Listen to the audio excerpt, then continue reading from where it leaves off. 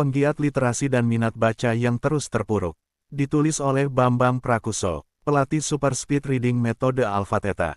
Menyedihkan, perhatian pemerintah terhadap dunia literasi. Saya mengenal beberapa penggiat literasi yang menghabiskan waktu, tenaga, biayanya sendiri untuk membuka taman-taman bacaan. Bahkan ada yang mengorbankan kepentingan keluarganya. Namun sayang, pemerintah kurang, bahkan tidak peduli. Seolah itu bukan wewenang dan tanggung jawab mereka. Dari ratusan orang, mungkin cuma 1 atau 3 saja yang diberi penghargaan oleh pemerintah, agar terlihat seolah pemerintah peduli pada literasi di republik ini. Padahal ratusan orang menangis darah, karena idealisme mereka.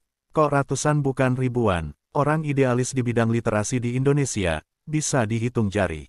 Membina penggiat literasi dan mengajarkan baca cepat dan efektif, seharusnya ini tanggung jawab pemerintah. Bukan tanggung jawab dan beban rakyat. Pemerintah punya biaya banyak untuk pembangunan fisik, tapi untuk literasi pelit. Padahal kalau rakyatnya bodoh, infrastruktur yang dibangun dengan dana triliun dan waktu bertahun-tahun, bisa hancur dalam hanya beberapa hari saja.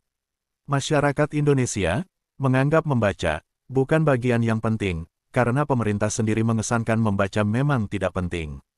Sekolah saja menempatkan membaca sebagai kegiatan mubah, bukan wajib. Kesan saya pemerintah bukan tidak berupaya, tapi upayanya tidak kreatif, kebijakan yang sama dan salah diulang-ulang, tapi ingin hasil yang berbeda.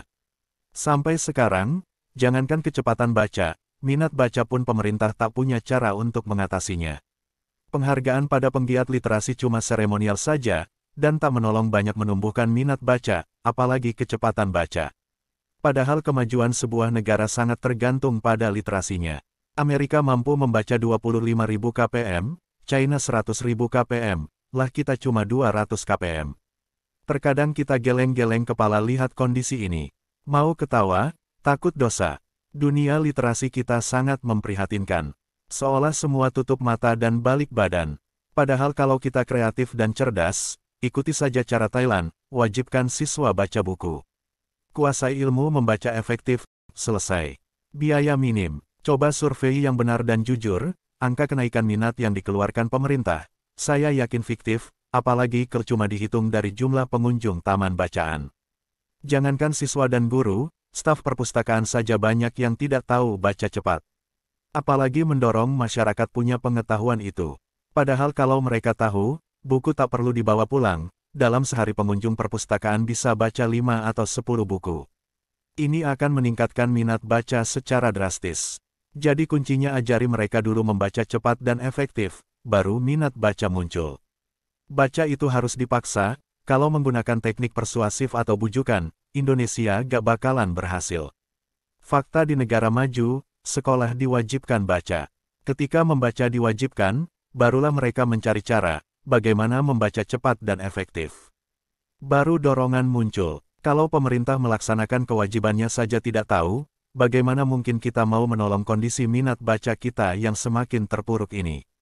Apalagi dengan munculnya buku elektronik dan artificial intelligence. Makin hancur saja minat baca kita. Membaca e-book beda dengan buku fisik. Ini harus diajarkan juga, cara membacanya.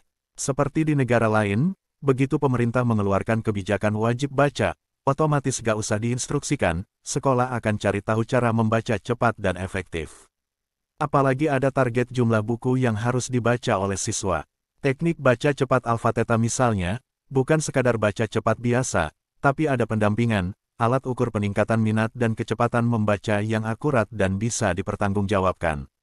Kalau sudah itu kita lakukan, kita bisa mengirimkan wakil kita, ikut kompetisi baca cepat tingkat dunia.